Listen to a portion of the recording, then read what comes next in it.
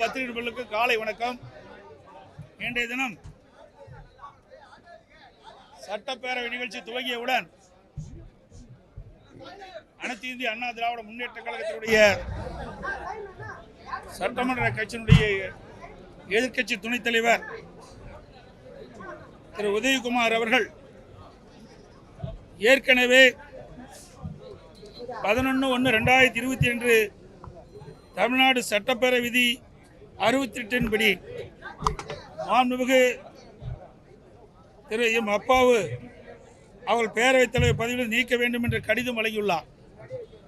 சட்டப்பேரவை விதி எண் 63 படி முன்னறிப்பு காலம் 14 நாட்கள் முடிவடைந்து விட்டதால் பேரவைத் தலைவர் பதவி நீக்கம் செய்யும் கோரும் தீர்மானத்தை இன்றே எடுத்துக்கொள்ள வேண்டும் என்று அவர் சட்டமன்றத்திலே பேரவைத் தலைவரிடம் கேட்டுக்கொண்டார். ஆனால் சட்டப்பேரவைத் தலைவர் இந்த கோரிக்கை ஏற்க மறுத்துவிட்டார். அதோடு முந்தைய அரசாங்கம் அதிமுக ஆட்சி இருக்கும்போது சுட்டிக்காட்டினார். அதை சுட்டிக்காட்டது அது ஏற்புடையதல்ல. ஏற்கனவே அன்றைய எதிர்க்கட்சி தலைவர் ஸ்டாலின் அவர்கள் அன்றைய சட்டப்பேரவைத் தலைவராக இருந்த திரு பி தனபால் அவர்களை பதவி நீக்கம் செய்ய வேண்டும் என்று தீர்மானத்தை 14 நாட்கள் முடிந்தவுடனே எடுத்துக்கொண்டோம். இது வரலாறு, இதை யாரும் மறுக்க முடியாது. ஆக 14 நாட்கள் நிறைவடைந்த பிறகு கடிதம் கொடுத்து 14 நாட்கள் நிறைவடைந்த பிறகு முறைப்படி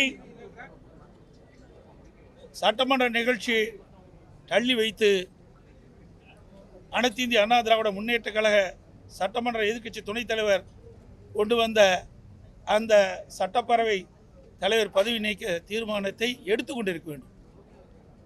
இதை அவர் மறுத்த காரணத்தினாலும் அதோடு கடந்த ஒரு வார காலமாக டாஸ்மாக் தலைமை அலுவலகம் மற்றும் இதர அலுவலகங்களில்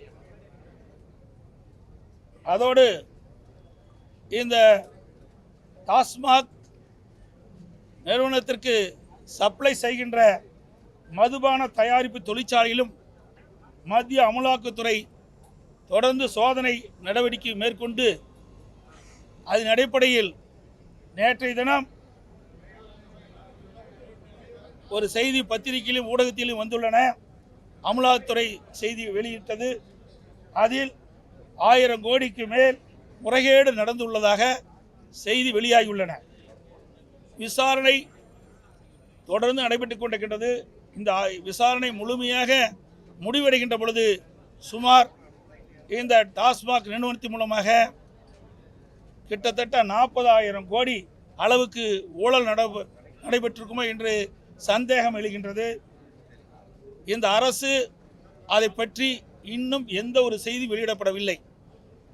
கிட்டத்தட்ட அமலாக்கத்துறை ரெய்டு நடத்தி அந்த ரெய்டு மூலமாக 1000 கோடிக்கு மேல் முறைகேடு நடந்துள்ளதாக அறிவிக்கப்பட்டும் இந்த அரசு எந்த செய்தி வெளியிடாத காரணத்தினால் அதையும் நாங்கள் சட்டமன்றத்திலே குறிப்பிட்டு இதற்கு தார்மீக பொறுப்பேற்று இந்த திமுக அரசு ராஜினாமா செய்ய வேண்டும் என்று வலியுறுத்தி வெளியிடப்பு செய்திருக்கின்றோம்.